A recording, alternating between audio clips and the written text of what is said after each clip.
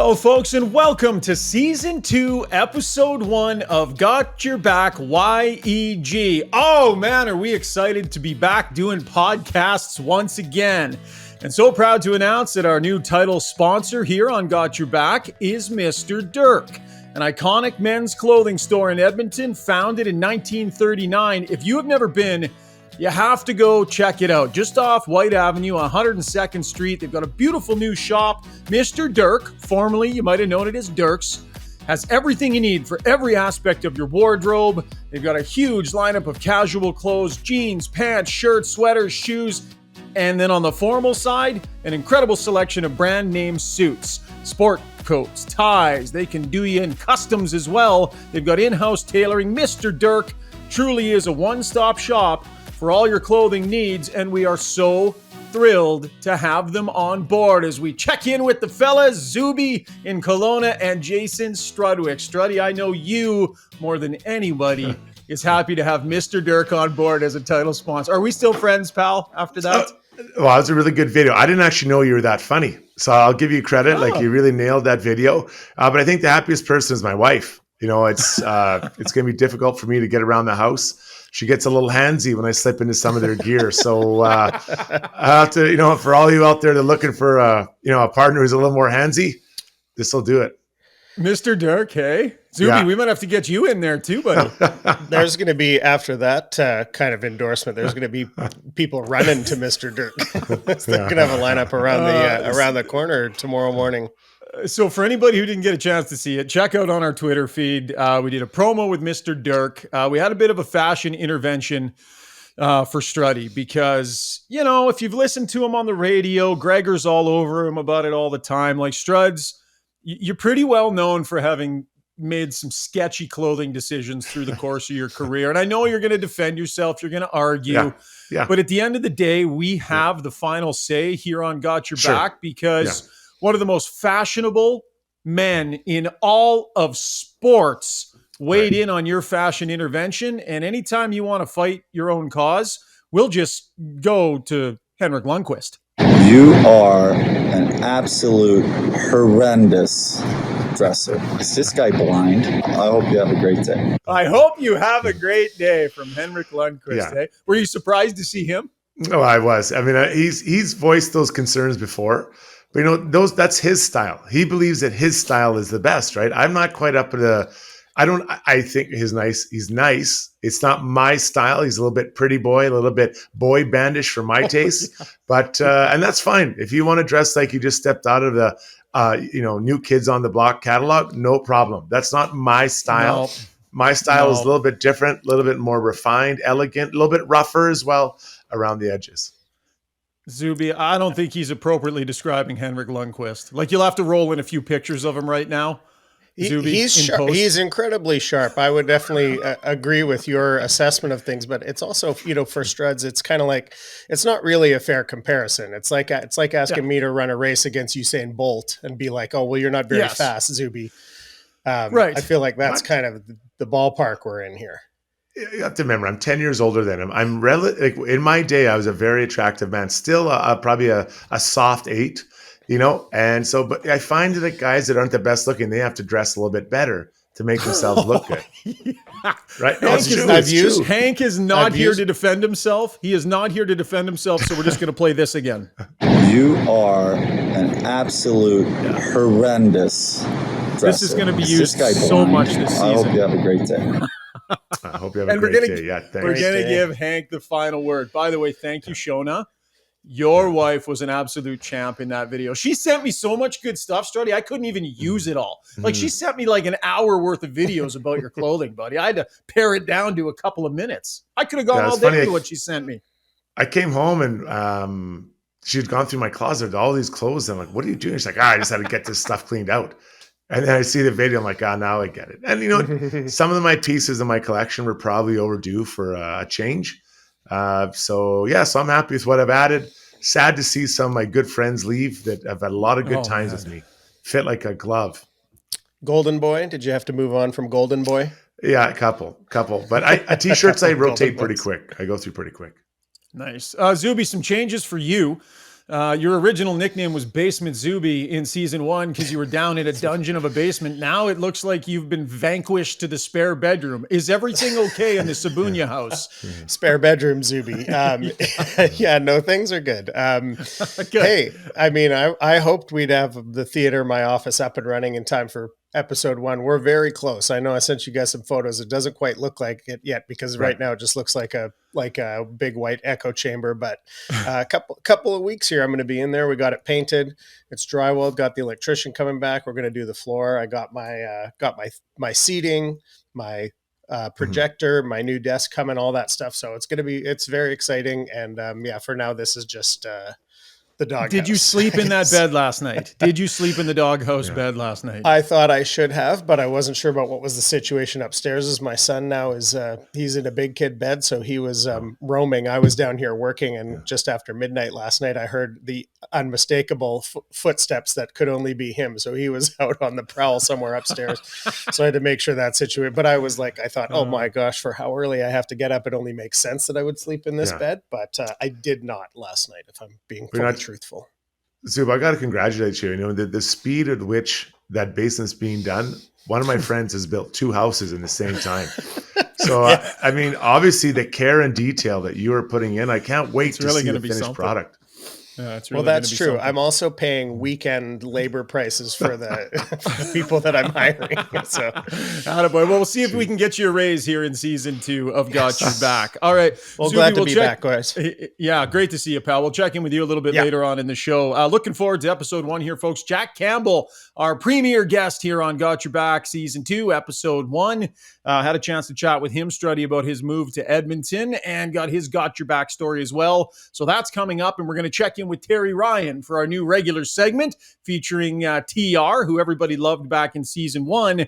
But for now, let's go old school, Struddy. Let's dig in with the breakdown. This season, the breakdown's brought to you by DLR Vinyl Products, locations in Calgary and Edmonton.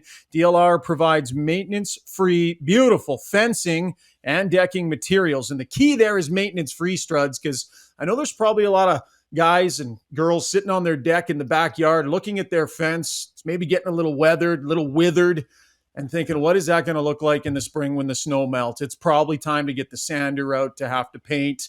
But with DLR Vinyl Products, maintenance-free fencing, no more sanding, no more staining. You put it in once, and you're absolutely done. You guys are even considering some maintenance-free in the backyard, aren't you? Yeah, we are. We're kind of working from our the inside out. So now next summer will be the deck. So we've looked at it, and we're going to have come over and take a look at what we can do. And because I'm not painting, I do not want to paint every 3 years. It's not happening. Yeah, well, I mean, if you ever invited me over to your house, I could consult for you on the deck. I mean, it's the family business, so but that would require an invite at some. Yeah, you don't ask a plumber about your taxes, right? So that's and I'm not sure that that's your wheelhouse. I'll bring in a professional for that. Socially, no problem, but professionally, no. All right, enough of this nonsense. Time for the breakdown, brought to you by DLR Vinyl Products. So the news yesterday was the Oilers inviting Jake Virtanen to camp on a PTO.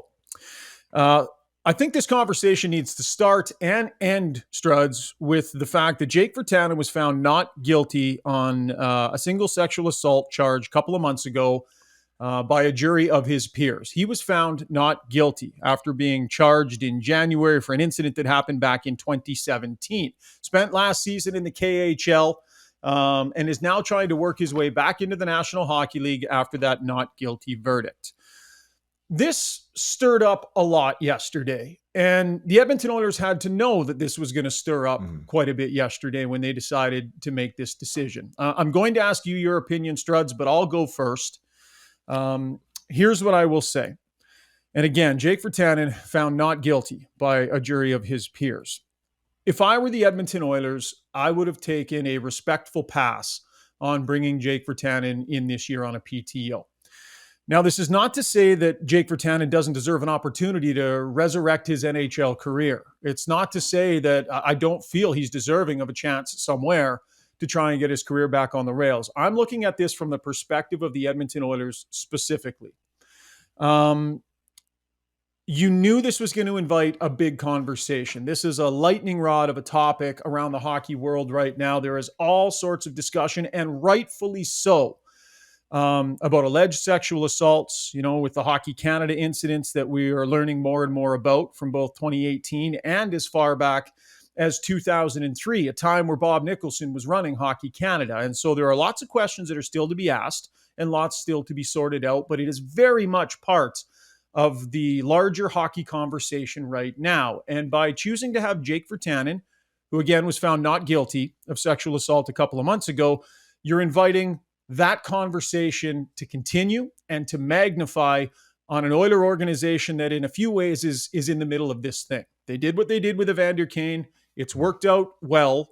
But again, inviting Jake Virtanen, I think, invites a narrative and a conversation around this organization that I would have taken a respectful pass on, as 31 other teams did around the NHL, had I been the Edmonton Oilers. But I'm going to reiterate, not because I believe Jake Virtanen doesn't deserve the opportunity to try and resume his NHL career. Specifically for the Oilers, I would have taken a pass. Struds, you?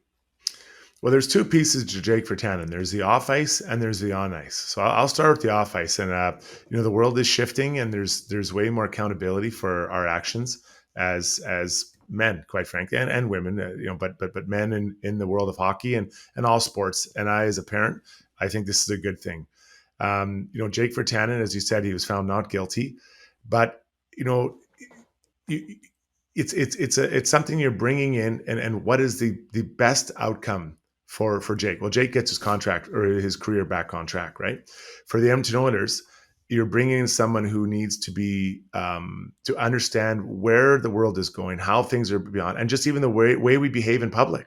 I think back to things that I did. Now, I'd like to think I didn't do anything that was over the top to any women, but I think back, okay, was I respectful? And I think I was raised properly, and I hope that I was, every interaction was a positive one for both sides. But the world is changing. We have to learn and understand and grow with that as men in the hockey world. Then the other piece is the on ice piece, and I think Jake has talent. I think Jake can bring a physicality, some speed to a lineup, but it's the inconsistency that worries me. And there's a lot of talk surrounding Jake about his ability to be properly conditioned for an NHL season. And if I'm a head coach in the NHL, the last thing I want to worry about is a player who may or may not be conditioned or looked after himself well enough in the offseason to play at a tempo that I need in the fourth line or the third line, whatever the case may be.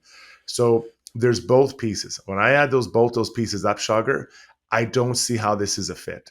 I don't understand how it's not like, what is the upside? Well, he can shoot and he can be physical, but I don't want question marks on the ice. And then off the ice, there's a lot of things going around Jake that Jake has to work through as a person, as an individual, not even as a hockey player.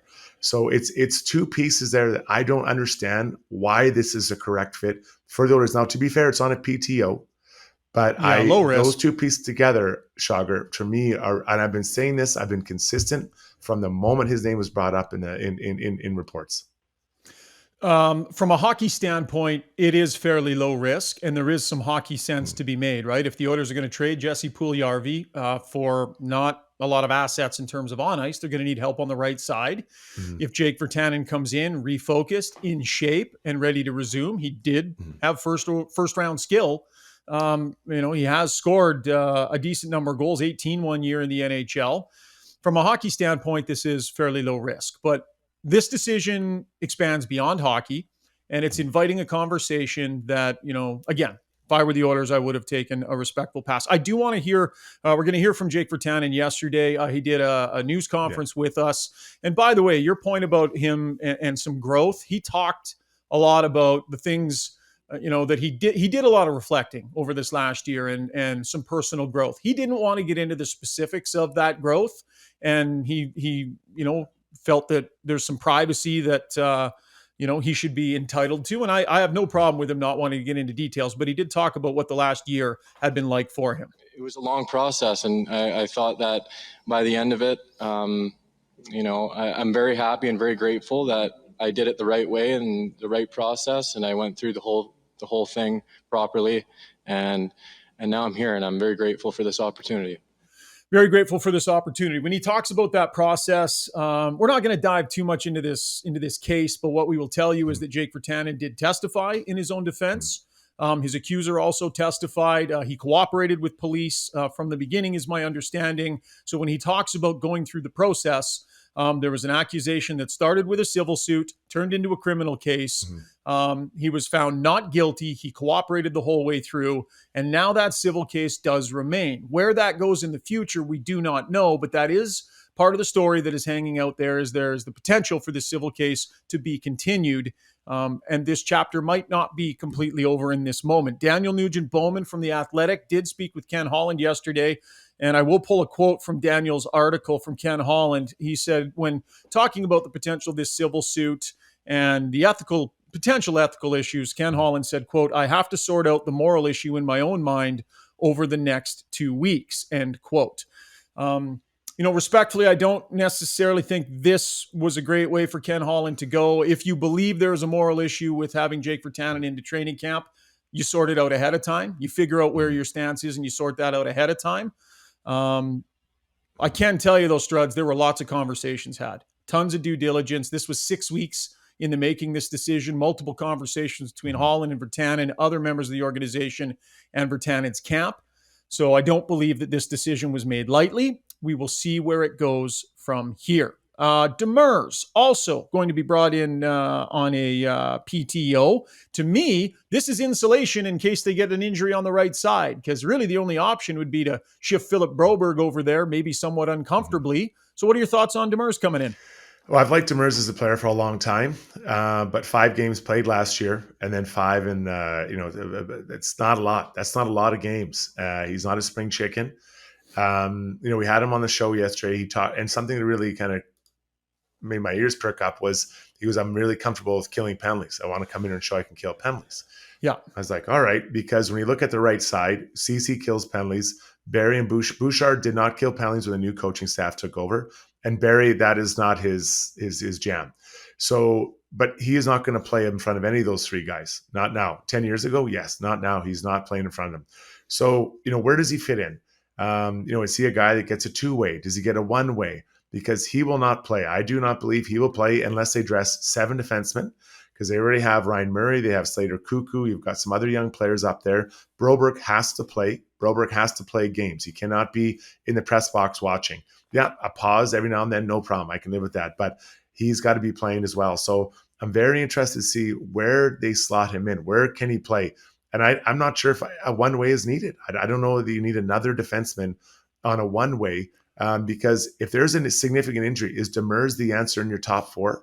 You're probably going out and looking for a trade to fill that spot. And obviously we're talking further down the line. I'm talking, close to the trade deadline.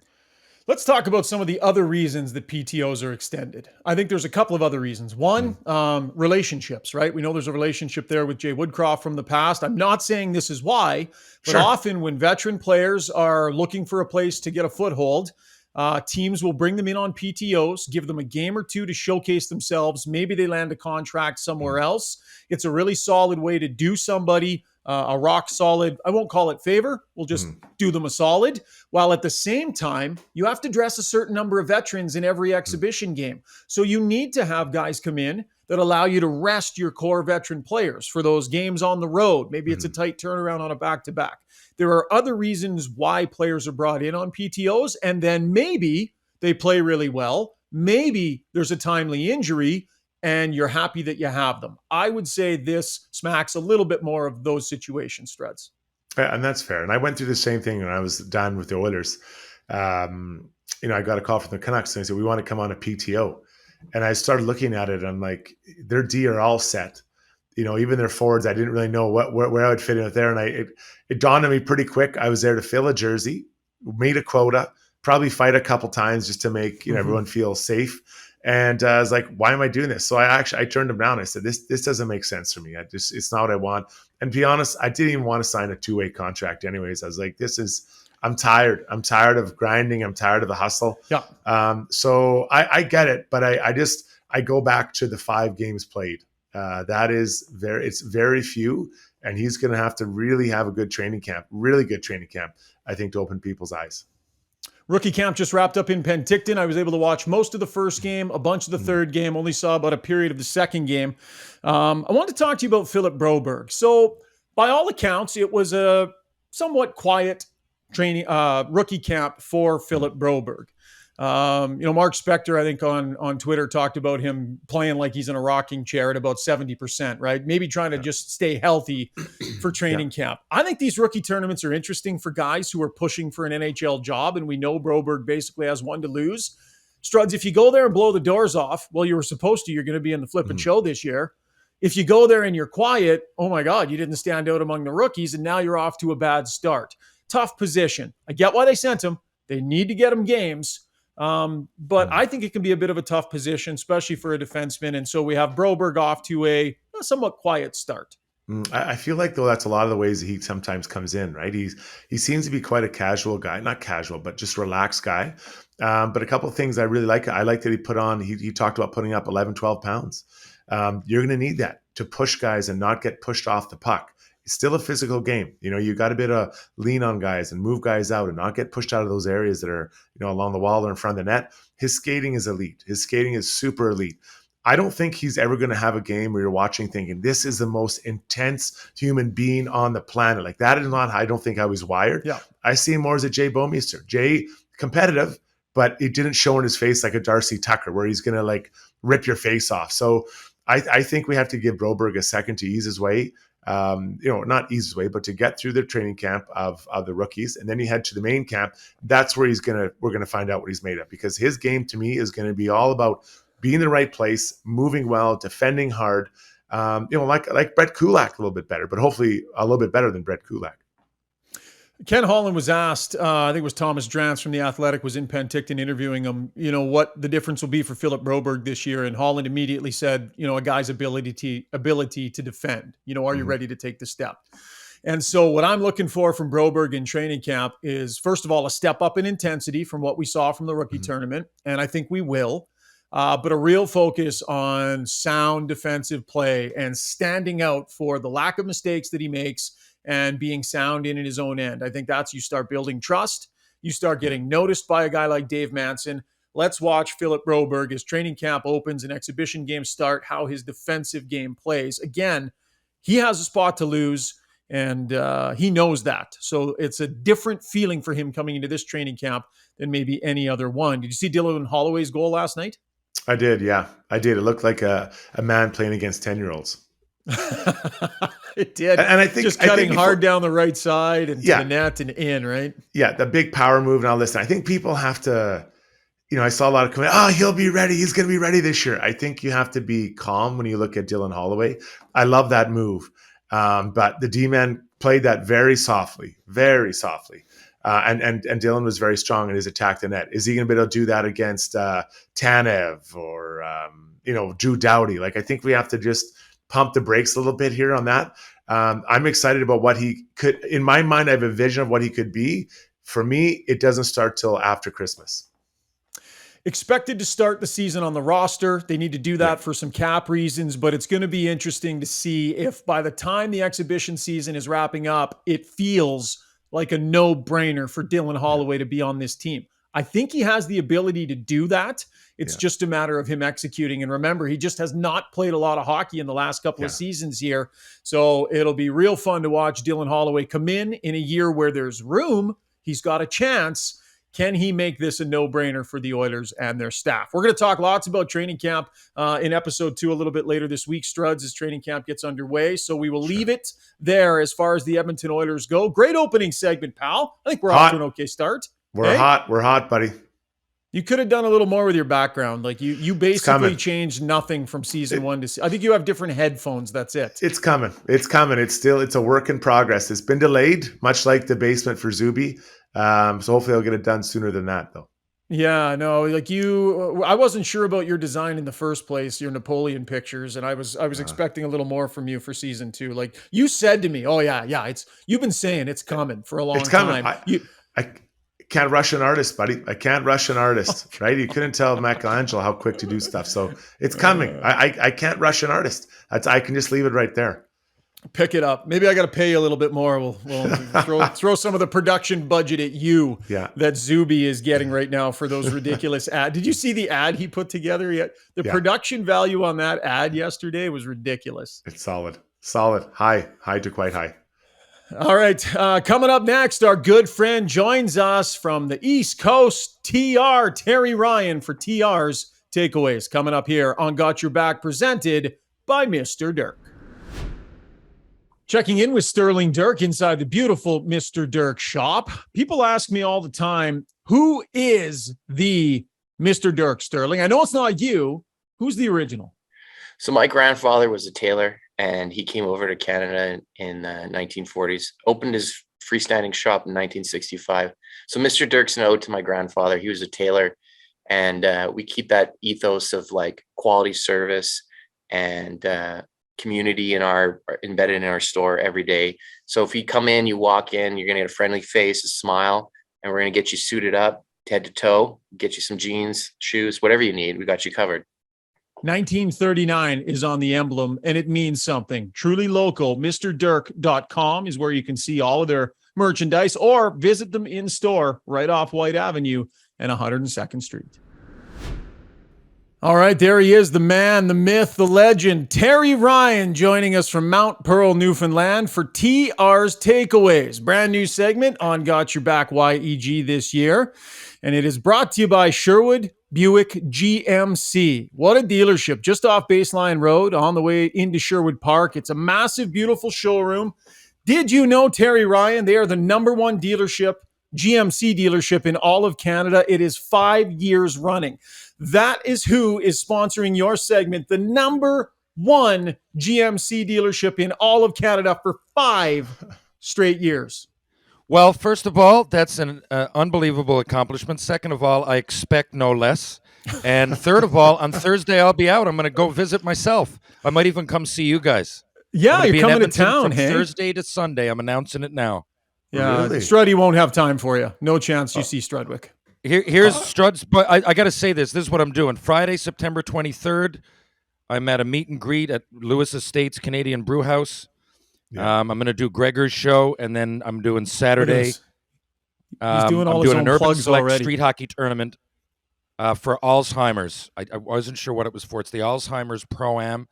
It's a street hockey thing. Anyway, GS Construction, my buddy Taran Samwith, the Canadian Brew House, are putting it off, so I figured I would let people know that it's a good cause. And, of course, if you want to come see me, have a chat, a few beers, whatever it may be, that'll be the time. Well, I've heard, I've seen some of your footage, and it looks like you're using a rubber stick in some of those ball hockey games you've been playing in.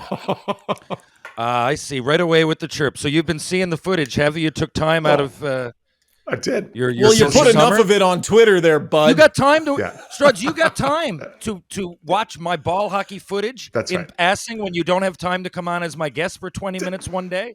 You asked me This one is what, time. 8 months later? You You still asked me haven't one done time. Tales with TR? How have you not No, done Tales with TR yet? The one embarrassing. time he asked me, he texted me at 9 o'clock, saying, "Hey, can you come on at 8:40?"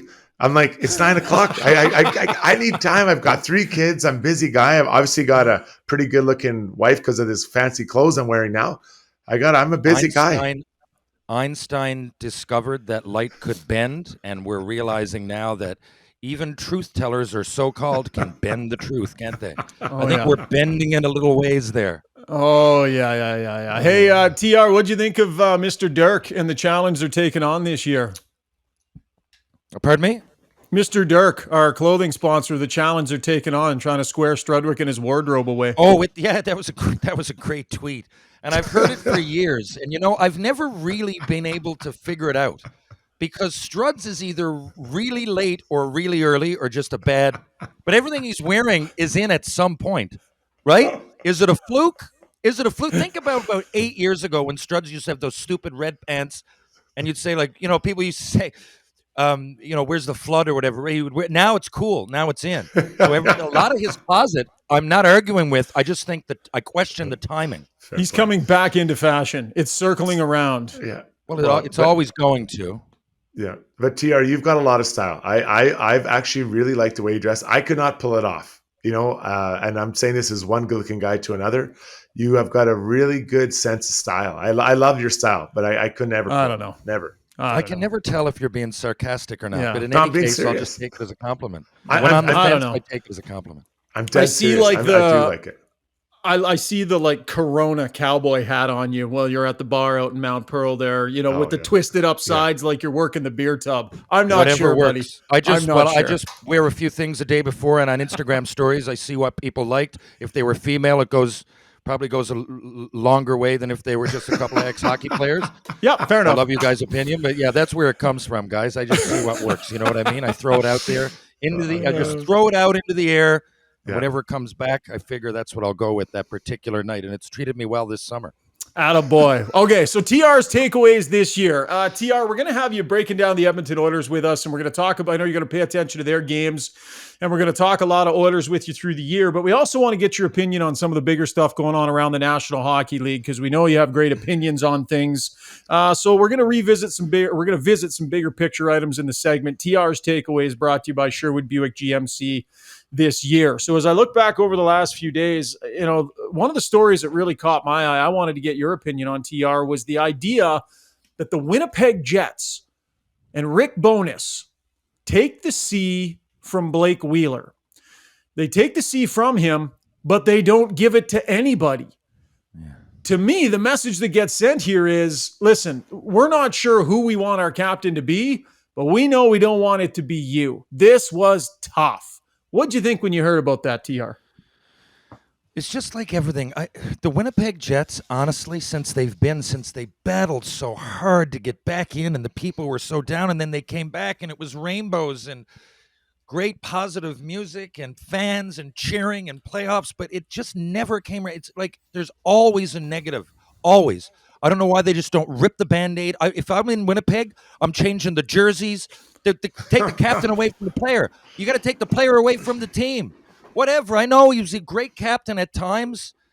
I'm not the biggest Jets fan. They let me down too many times over the years. I think they've grossly overachieved. Grossly. From how good what a great nucleus they had. They had all the underachieved. Parts. You mean underachieved? Sorry, underachieved. Yes, yeah. My God, grossly. So, and it's just like everything. I just if you want to go with a new team, new culture, go with it. Just go with it, but do something. You know what I mean? Get off the pot. To me, it's just another sign that they don't know what they're doing, and they have hockey people around them. But whether it was Line A 4 or 5 years ago coming in and saying he wasn't getting enough ice time, and then Scheifele a couple times in the paper, it's like, does he have an attitude? And then Dubois, who's normally a hard worker, he had a couple of awful games. It looked like he's totally unengaged, and now he doesn't want to go back. No one wants to go to Winnipeg. Why? It's not a bad spot. I think people talk about it like, people don't want to go to Winnipeg. I think it's just the bad decisions in the organization itself. I'd get new jerseys, new colors, everything. My God, I might even get a new name. Everything with the Jets to me is poison. Yeah. So, listen, Struddy, what do you make of the fact that they didn't give it to anybody else? Do you think it makes it worse? It's not like they said, here's our obvious captain in the making. Blake, this is a nice transition from you to this very obvious choice. And so we're moving the C and a change of the guard and leadership and great job. It was like, you don't get it and we're not giving it to anybody. I think that makes it worse. You? Yeah, I remember when San Jose moved it off of Patrick Marleau onto Joe Pavelski. He was a heartbeat of their team, and then they didn't keep Pavelski, which is a massive mistake, and they're still paying for it.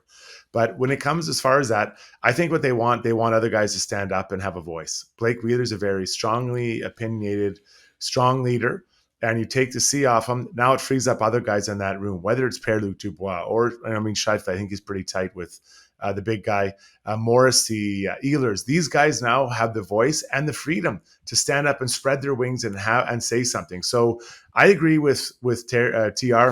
If you could have traded him, it probably wouldn't be the best move to move him out, but you cannot trade that contract. I think he's got 2 years left at $9 million or something like that. So you're not moving him. So it's a real kick in the nuts, and it's hard to be demoted. And that's what he was with the C coming off your jersey. It's demoted. And there is, to me, I think he's such a strong leader. There's no opportunity for everyone else to have stood up, Shogren, shown who the captain is, but it's showing that they're going the right direction, because TR is 100% right. This team has underperformed consistently year after year after year, and something has to give. TR, I'm going to let you listen to Rick Bowness and his reasoning for making this move. I don't understand how Blake wearing the C would stand in the way of. He's not standing in the way. That's not what we're doing here. He's not necessarily standing in the way. It's just we're just trying to get more people involved, like we talked about. So again, Blake's he's a key part of this team. He's going to be a key part going forward. And it's just okay. Let's get more people. Let's get more people involved. Well, it's just a different way of trying to get that to happen. Let's get more people involved. TR, what do you make a bonus? What he at least was willing to say publicly about his reasoning. I guess, but anybody can say that. I find it a tough position to put the whole team in. And don't get me wrong here. I'm frustrated. I like Winnipeg, and I like Wheeler as a player. I thought at times he really, really put the team on his back, played both ways, had a lot of points, big guy, took a lot of crap out there. Nothing against him. It's just a bad look. I don't know. I can see teams not going with the captain. I think the Leafs did it a couple of years ago, the Habs. If everybody's young and you're not sure what to do, I get it. But this guy that's still, didn't he have a point a game? It's not like he dropped off the edge of the earth. It's not like we're searching for the new player like Jonathan Taves or, this guy is still pretty good. And to just take it off and then have him there and to have to keep explaining it there. Why do you have to keep explaining it? Because it's weird and it gives a bad look. And to me, I know it's tough to trade that contract. Is it $8 million, I think? But I don't know. It's just a lot of dancing around. I don't think much got answered. Okay, I get it. Yes, everybody can lead, but everybody can lead anyway. If you're saying that you don't need a captain to lead, okay, but if the captain's playing, you still don't need that. What he said, I don't think answered the question, and I think they're probably best off without him. That's hard. That's easier said than done. I get it. Well, let me frame it to you guys this way.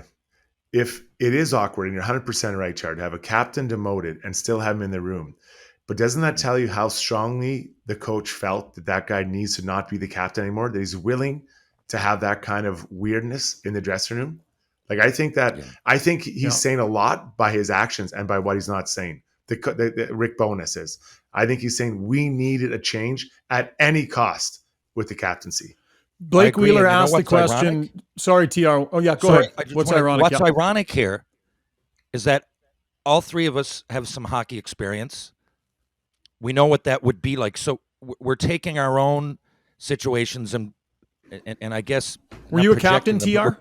Were you ever a captain? We're trying to relate. There's no team I've been on that would be a good thing. But if this works, if this actually works and he's still there at the end of the year and they say make the playoffs even, then this will be the best leadership that he's ever. Ironic because he won't have the captain. But to me, if he can actually sit in that room and they can make this work after such a nugget of, let's say, weird, for lack of a better word, rather than negative, weird information. If they can make this work, he's done the best leadership that he's shown the best leadership he's ever shown in not even being a captain. Here's what Wheeler had to say when he was asked if wearing the C had been a burden in previous years. Did it become a burden at all, like wearing the C in this market? Yeah. How so? Well, there's nothing in my life I've taken more pride in than that, outside of, being a husband and being a father. Every day since I was named captain, that's what's gotten me out of bed. How can I be a better, teammate? How can I be a better leader? How can I be a better player on the ice for this city and for this team and this organization? At a certain point, that can wear thin on you, but I'm incredibly grateful that, I've had this opportunity. That's how I feel. I think this was well handled by Blake Wheeler. I thought he did a good job. I think the organization missed an opportunity to insulate him a little bit when Rick Bowness was describing the reasoning. Here's what I think they could have said. Blake Wheeler has been under a tremendous amount of pressure as the captain of this team. He has been front and center after every loss. He has done a tremendous amount of lifting on the media front. He's been in that spotlight for years. We think it's time for Blake to focus on playing hockey and being an excellent hockey player. More players need to take more responsibility. Blake's done a good job in his time here. We thank him for that, but we want Blake to focus on hockey and for somebody else and a bigger group to start taking that burden. I didn't hear that from them. The other thing that Blake Wheeler said was that it was his first conversation with Rick Bowness. He found that out. Now, Bowness is generally considered a very player-friendly coach, But I thought that was interesting that it was the first conversation, Struddy, that he'd had with his new coach. Yeah, and that just tells me how much conviction Rick Bowness has in believing their leadership group has to change. Like I keep coming back to it, guys. I think we're overthinking this. There is something not right with that team because they have not performed up to the standard they need. Bowness comes in. He's a fresh coach. Paul Maurice had been there forever. Lowry took over. He'd been there for quite not as long because he came a little bit after. But this is a new guy coming in saying, this isn't working anymore. This is not functioning for us, and we're ripping it off. So I understand you want to protect the player a little bit, Shogren. I see your angle, but at the end of the day, it's still awkward as hell. It's still awkward as hell. But that is the conviction that he has that it needed to change. So I'm very interested to follow this team this year. How Blake Wheeler reacts, how the other guys stand up. I was with the Canucks when we had Messier, and Messier left to sign at the Rangers. All of a sudden, this guy named Marcus Naslund was the perfect captain. Before, when Mess was there, no one knew this guy could be a leader. Same with other guys, Trent Klatt. All these other guys stood up and were all of a sudden good leaders. So you got to give him a little breathing space to grow. And sometimes with a massive captain hanging over, you can't grow. So now you have this change. I like it. I like this move. And Rick Bones, I know Bones. He was my coach for a while. If he feels conviction with doing this, knowing that what is going to be happening in that dressing room, he had to make it. We're overthinking it. This was the right move for the organization in Bowness's mind. Final thought, TR? I think it's all in the way you present it. The way you just explained that, Ryan, spoken like a true captain, by the way. That's leave it at that. What I find curious about it is the way it was presented. You're right. They could have made it a lot easier on Wheeler, and we wouldn't even really be having this conversation. I thought the whole thing, it's a curious move. The explanation wasn't really to the point. I thought they danced around it, which was curious, again, to me, because they didn't have to. Your answer was fine. And if he came out and said, no, this is all cool, and, I'm looking forward to it, and Rick Bowness did explain it like that, who is a hockey mind, it's not his first rodeo here. And that's what, to me, the lingering effect is the way it was presented. But who knows? If they do well, they do well, and I will eat my words. That is great stuff, you guys. And the Winnipeg Jets definitely underachieved last season. Not a lot of substantive changes in the offseason here, returning largely the same group. The future of a lot of these players in question is members of the Winnipeg Jets, but they return the bulk of their core looking for better results, a new coach, a new message, new leadership that we will watch develop. It's going to be fun to watch Winnipeg. That was TR's Takeaways, brought to you by Sherwood Buick GMC, just off Baseline Road. Guys, I just bought a brand new Sherwood Buick GMC Sierra 1500 elevation. What a truck. What a truck. TR, I'll show you when you get here. It's an absolute beauty, and they made the process so easy. It's a great dealership. Go check them out. The number one GMC dealership in Canada, 5 years running, and worthy of lining up with TR in terms of name value and brand recognition. Terry Ryan and Sherwood Buick GMC.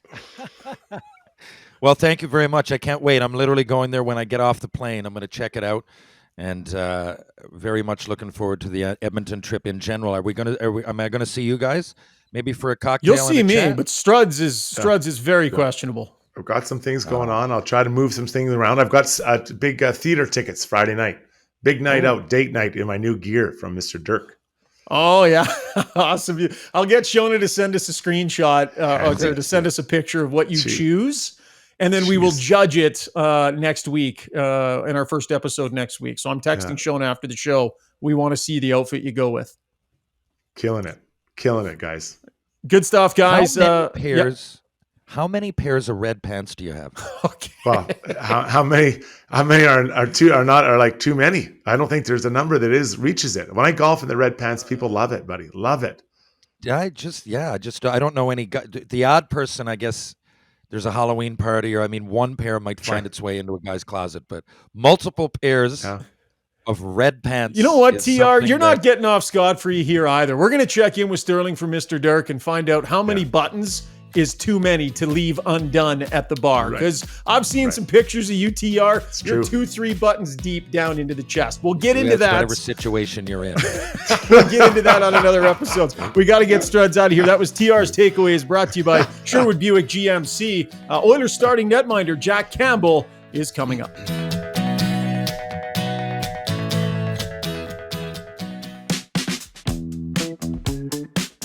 Hey, Struddy, question for you. Have you ever tried putting in your own fence?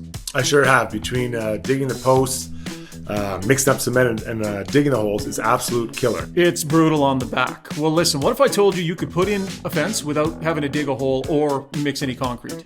I'd be much more likely to come over and help you out. Yeah, well, you're not the first guy I would call, but thank you for that. Listen, my brother's company, DLR Vinyl Products, they've come up with a system where you can actually put high-quality vinyl fence in the ground without having to dig a hole, without having to mix any concrete. They can teach do-it-yourselfers how to do it, and they can also work with contractors who might be looking to start installing vinyl. It's super high-quality product. The great thing about it is that it has fantastic longevity. You put it in, you don't have to worry about staining or sanding or anything like that. I've been lucky enough, Struddy. They've put in multiple fences in my different yards and they've built me 3 decks. I have totally abused the fact that my family is in the fencing and decking business, but it's great product. Give Rob a call in Calgary or Rick a call here in Edmonton. This is a company my dad started. It's a family business. I'm super proud of it. That's DLR Vinyl Products in Edmonton and Calgary. All right, time now for Who's Got Your Back, brought to you by Liberty Smart Security. We're so happy to have Liberty on as sponsors this year. They're an Edmonton-based company that uses leading-edge technology to protect you and your family or your business. And they have business all the way across this great country. I've been using Liberty for 6 years now.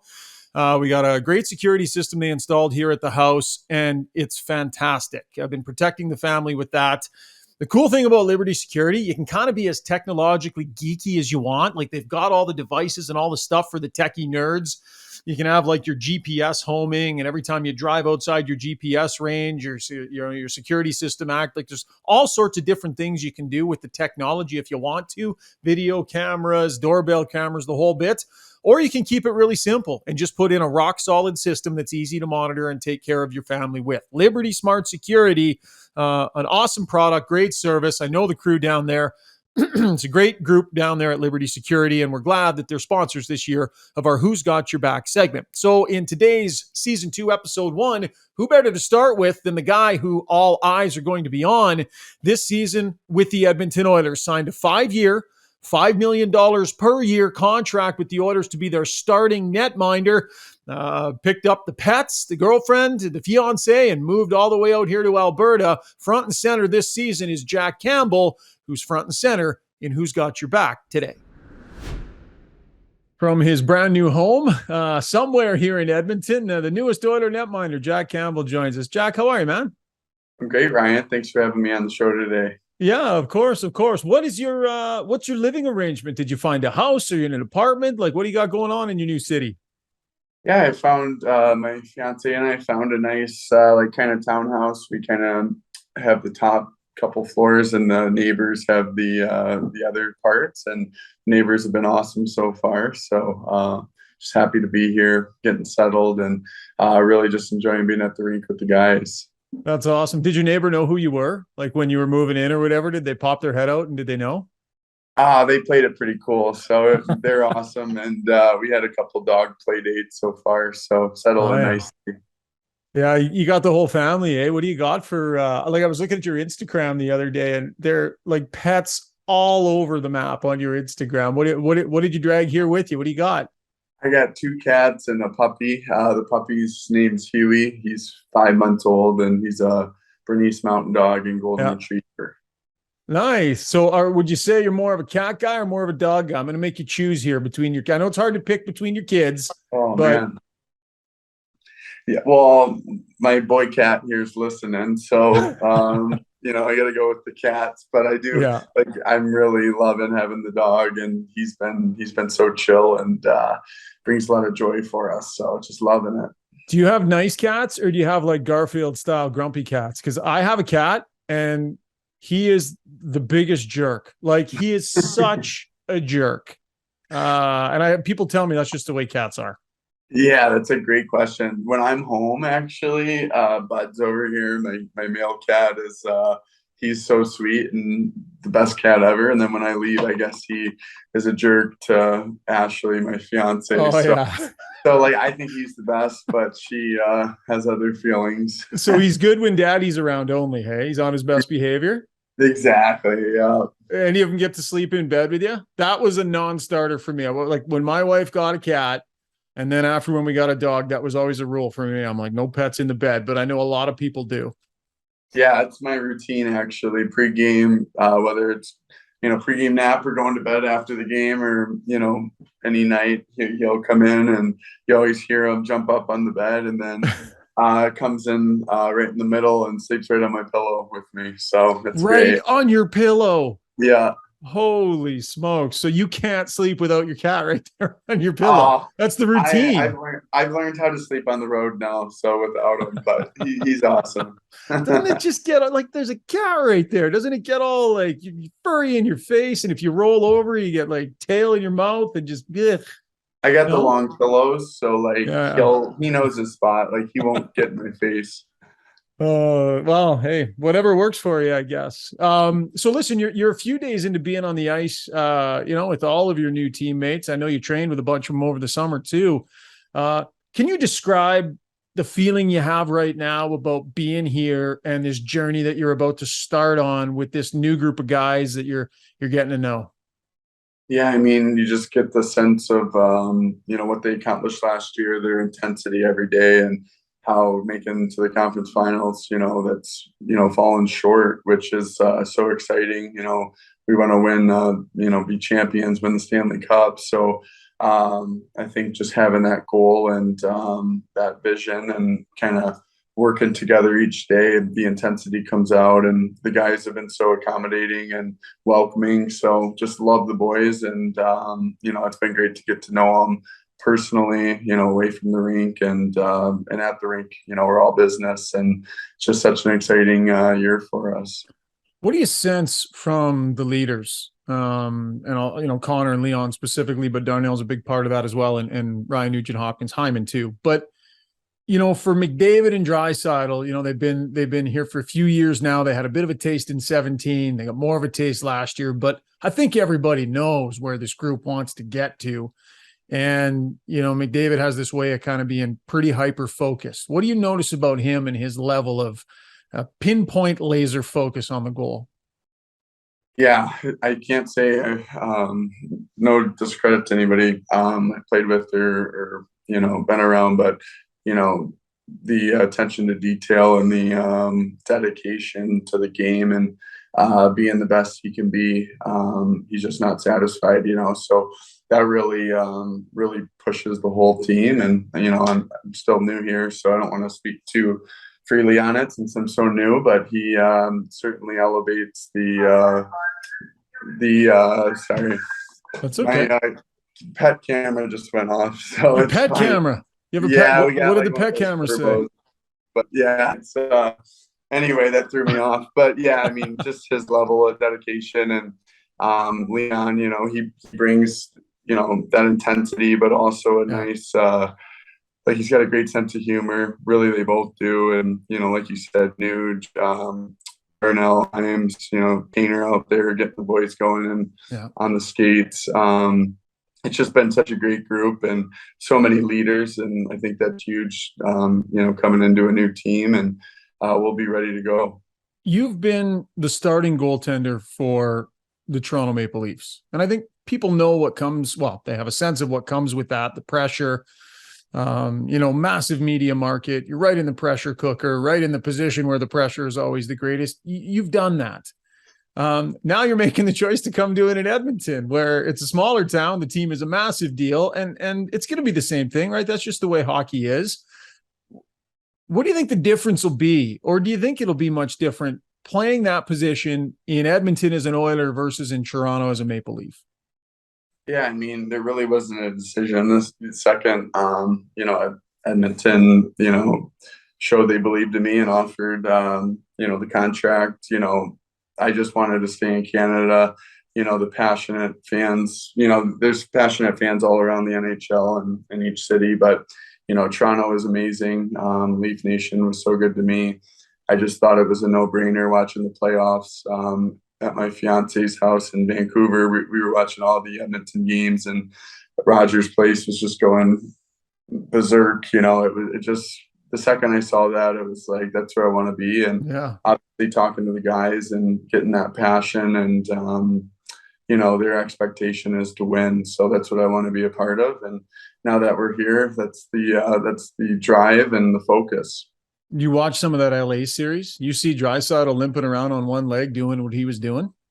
Whew. I mean, he, you know, he's definitely wouldn't say anything about it because he's such a humble guy. But yeah, he wants it. He does whatever it takes and beyond. That's for sure. So to get to play with him and the rest of the guys is an honor, and can't wait to just go out there and help the team win. There's always ups and downs through the course of a season. Hockey players learn that, and sometimes the hard way. Different guys deal with that up and down in different ways. How do you deal with it? You know, if you're going through a little bit of a tough patch, either yourself or your team's game, what's Jack Campbell's method of kind of closing out the outside noise and trying to stay focused? What do you do? Where do you go? Yeah, I mean, that's something I keep learning. You know, you get older, you keep learning, going through it. Last year, I had the same thing, you know, started off really well and had a pretty big slump, to be honest. But the way I got out of it was just having fun with my teammates at the rink. You know, during that stretch, I learned trying to, you know, force your way out of it isn't always the best way. You got to just relax and have some fun and just enjoy playing the game. So when I got back to just loving stopping pucks and smiling, you know, everything turned around. So that's what we're going to plan on doing a lot of this year. Yeah, for sure. We got a little bit of an inside look with that Maple Leaf series. Was it All or Nothing? I think it might have been called the behind the scenes look. They were following your team. You ended up being a pretty big part of that series. Did you watch all of the episodes, and what did you think as you saw yourself on camera as part of all that? How do you think you came across? I kind of watched the ones I wasn't featured in, to be honest. I couldn't watch the other ones? No, I mean, maybe if you're a paid actor or something, you know, you can enjoy it. But me, it was just kind of strange, you know. I'd rather watch the game tape of the team winning. But it was fun to be a part of, you know. But obviously, it would have been better if we would have won. So that's really all I remember from that. Yeah, I was reading an article about you. I think it was on the NHLPA website, and the headline is, where is it? Jack Campbell, nicest guy in the NHL? ? And some teammates saying some really nice things about you here, Jack. And in watching that video, I mean, it really comes through how genuine your love and care is for the people around you, your teammates. You seem to just revel in that brotherhood that's happening around you. Where'd that come from, do you think? I mean, I don't know. I always grew up playing team sports, so my parents were pretty big on being a team player and being accountable. So never pointing fingers, things like that. So I mean, when you care about your teammates, you know, it's so much fun and you have fun with them. Everybody wants to win. So I don't know. I feel like if you just enjoy it, you know, you make some pretty special friends, and then when you accomplish special things on the ice, it's even that much better. What does it mean to have Zach Hyman here? Like, I know you guys were pretty tight before, and he probably talked to you about coming here, but to land in a spot where there's, I mean, you might even be able to add him to this headline: Jack Campbell, Zach Hyman, nicest guys in the NHL. Like, you guys seem so much alike in so many ways, and he's here as you land here.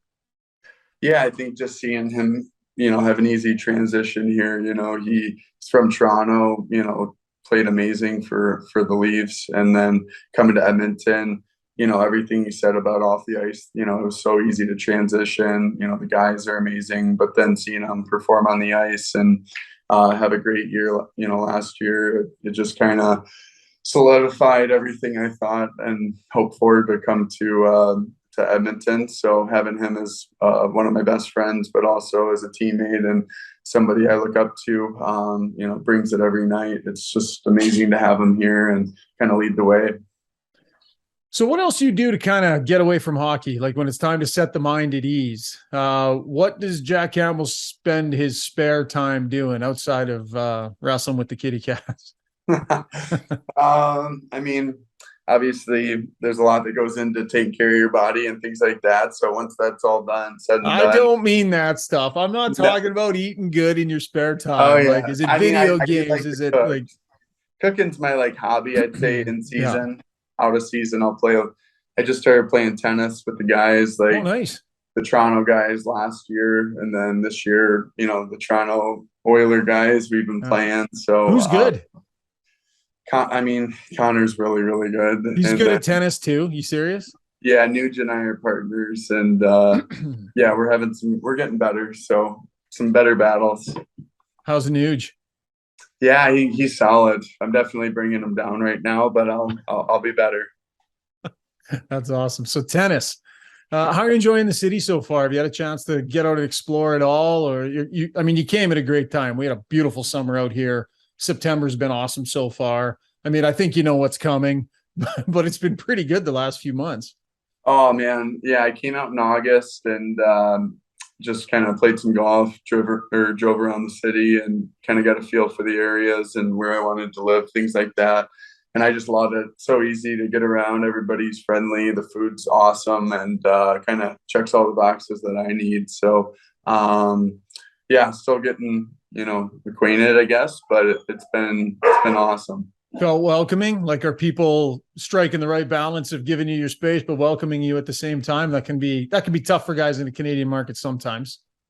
Yeah, to be honest, once I cut my hair, I haven't been getting recognized at all. So it's I always enjoy it, like especially when you're playing well and you want to that's why I love playing in Canada. You want to play as well as you can, and the passion the fans have, saying hello. You want them to keep saying hello, so it's good. It's funny. I often wonder if there's ever that instinct to, you say you love playing in Canada. I think we know the reasons why. Like when it goes well, I don't think there's anything like it in hockey, than having success in a Canadian market, at least what I've seen. But it doesn't happen a lot for Canadian teams. It's been a while since they've won. I often wonder if guys maybe feel the temptation to not hide, but there's other markets you can go to, Jack, where things are a lot different. Oh, I see. You're talking to the dogs? Sorry. Ash just came in and was Oh, talking, no problem. so sorry no problem. Tell her we say hi. Oh, yeah, I will.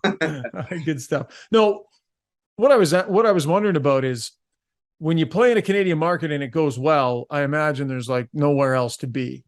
But you have choices as an unrestricted free agent. There's places you can go where, maybe you can, I don't want to say hide, but be a little bit less prominent. And if there's a temptation there, but it seems obvious for you, Toronto and now Edmonton, that you're not looking to hide from this at all. Well, just who I am. It doesn't matter where I'm playing, whether it's a Canadian market or a U.S. market. The expectation I have on my own self, it'll never beat that. So it's just why not just go and try to do something special with the special group of guys and be the first Canadian team to win in quite a few years. So it really is a no-brainer. And coming to Edmonton, the fan base and the staff, the management, everybody, the players, it's just so exciting and can't wait to get started. Who picked the piece of art on the wall behind you? Is that you or is that her? That'd be my landlord. So he did a nice job. So it was furnished then. Yeah, we added a couple of our own things we like, but yeah, it's like 90% furnished. Oh, no. Well, what do you think of it? Let's analyze it a little bit. I can move over to the side. I can kind of see it. It's like a bridge, like a broken bridge in the water, a dock, or like what do we got there, Jack? There's a cat there. There's Bud. Yeah, I'll show the rest of the next interview. We got some boxes and stuff. So yeah. Disappoint you guys. No, I'll get that. I was just thinking we should read into that painting a little bit. It feels like it's like I don't know how that makes It reminds me of Port Huron, Michigan, back on the lake. Yeah. Back home. Yep. Right on. So, Jack, the name of the podcast is Got Your Back, and we love hearing stories from our guests about a time in their life where somebody kind of came through for them and had their back. So we put the question to the Oiler netminder, Jack Campbell, who had your back? Yeah, it's a good question. Joe Exter, he was my U.S. NTDP goalie coach in high school, and we really hit it off and did some special things there. So we really kind of kept our relationship going out of high school, and going through the adversity I went through early in my career for quite a few years. It's not really a one-time got your back thing. Every time, I talked to him, he's always got my back and kind of my mentor. So definitely wouldn't be here without him. So appreciate Joe for having my back all the time and getting me through the tough times. And is he the guy that's, sorry to interrupt you, but like you talk about the adversity you go through earlier on in your career, and you're just looking for sort of a soft spot, a soft landing spot, someone who can kind of be that person for you. What kind of things would he say? What kind of help does he give you? I mean, he's a straight shooter. He's from Rhode Island and isn't afraid to hurt my feelings if I need to hear something. So, whether it's life advice or goaltending, or if I'm making excuses, whatever it is, we know each other so well that he just snaps me right out of it and gets me back on track. So not really a one type thing that I remember. It's just every single, weekly I talk to him, and weekly he always has my back and helps me out. That's awesome. You said you had another one too. Yeah. When I flew in like a week ago or whatnot, we had an event with the team, and I didn't it said like business casual or smart casual or something. And I'm a lousy dresser. So I packed like a pair of running shoes, and Tyson Berry, my neighbor, came over and picked me up for it. And of course brought me a nice pair of shoes for the appearance. So thank you, Tyson, for having my back. Nice. What kind of shoes? Like, were they just fancy, just stylish? Nicer than what I had. So it worked out. Nothing too crazy. You got the same size feet as Tyson Berry. Aren't you like 4 inches taller than him? I squeezed into him. We'll make sure I remind him of that next time I see him. Great stuff. Jack, thanks so much for your time, man. Welcome to Edmonton. And listen, all the best this season. Good luck to you and the rest of the team. And thanks for joining us. Thanks, Brian. I appreciate it. Have a great day. All right. That's going to wrap up episode 1 of season 2 of the podcast, folks. Thank you so much for downloading. We're really looking forward to it this year. A reminder, we'll be dropping 2 core episodes of Got Your Back a week, but keep an eye out for our Got Your Back short shifts as well. There'll be slightly smaller versions of Got Your Back, but they will be filling in the gaps throughout the week when there's Oiler news or games that we don't have a chance to break down here on one of the main podcasts. We'll be dropping a Got Your Back short shift. Also have some more news about the Got Your Back franchise coming up this week. Big announcement coming, so keep an eye on our social media. That is coming in the next day or two. Want to thank our sponsors, our brand new title sponsor, Mr. Dirk, helping Struddy square things away with that mess of a wardrobe he's been rocking for 3 decades. DLR Vinyl Products, my brother's company, locations in Calgary and in Edmonton. They're back on board. And of course, one of our new sponsors, Sherwood Buick GMC, the number 1 GMC dealership in all of Canada for the last 5 years. Go see Phil and the crew down there. It's a great staff and an absolutely great group. And of course, Liberty Security. Thanks to all of our sponsors, and thank you for supporting us. And remember, we do want to hear your stories here on Got Your Back. You can email us, gybpod@gmail.com. That's gybpod@gmail.com. Tell us about a time in your life where someone came through for you, where somebody had your back, and maybe we'll read it here on the podcast. We'll catch you for season 2, episode 2 later this week, folks. Thanks for downloading.